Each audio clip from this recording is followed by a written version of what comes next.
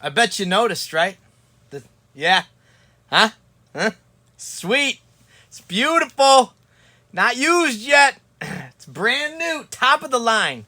Composting toilet. It's called the Separate. Google it. You'll be very impressed. It's off the grid, man, because we're very woke here.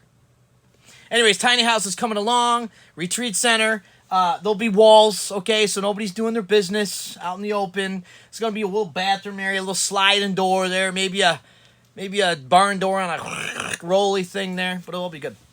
I wanted to do a refresher today on expectations, because expectations, they catch us in the chin, they hit us in the nuts sometimes, and it's a thing. It's a thing. Our expectations are so damn high, and we've got to lose them.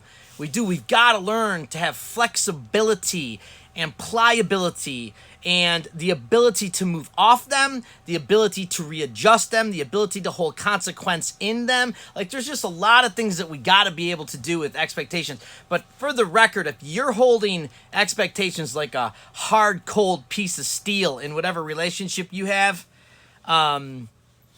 you got to rethink. Now, again, I know there's some expectations. Like, again, I can hear the people already. Yes, there are some expectations you hold. Like, if you're married, nobody should be cheating on each other. Well, I mean, maybe there is that marriage out there. But, for the majority of us, right, it's like, don't sleep with somebody else. Like, that's an expectation you hold. So, like, I understand that. And there's consequences to actions. In my house, for example, I got 3 teenagers.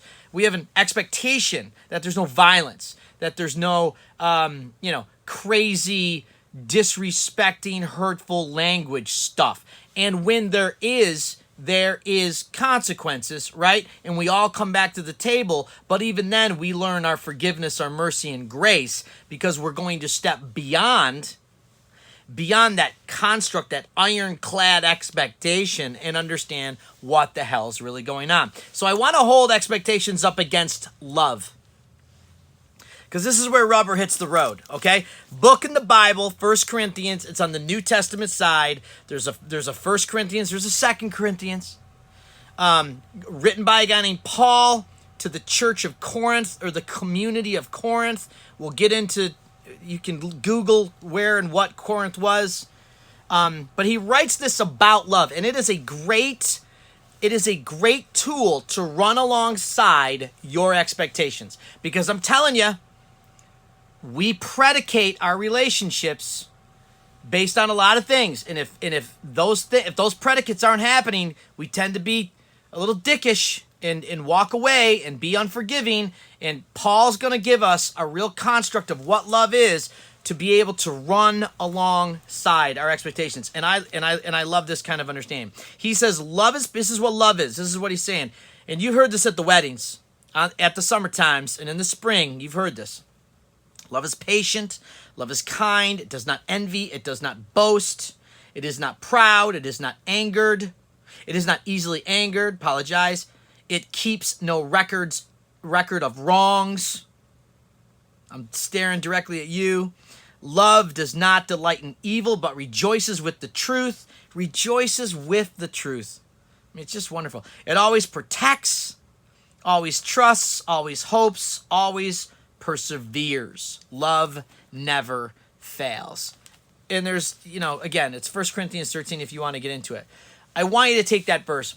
And again, I don't care what wisdom tradition you're in, or what religion you're in, or where you think Jesus is or isn't. That stuff right there is just freaking great, anchoring, foundational stuff to run alongside your expectations, so you can really start measuring what you're doing in your relationships.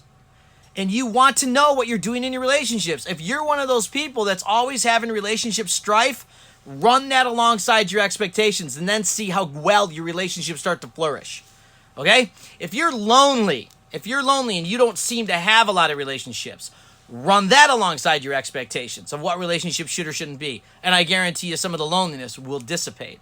If you're somebody who seems to have wonderful, outstanding relationships and every day is glorified and happy and unicorns and puppies, don't worry about it. Keep going with whatever you're doing. I'm talking to y'all, though, who have a little strife. I've got strife. I got 3 teenagers, man. There's strife.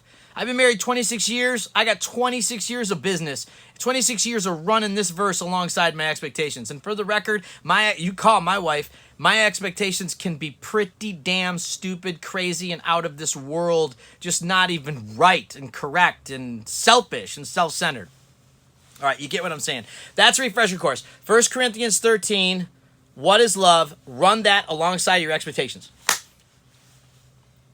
Okay, I can't wait till you come over and get your movement on. Okay, but there'll be walls. I'll talk to you tomorrow.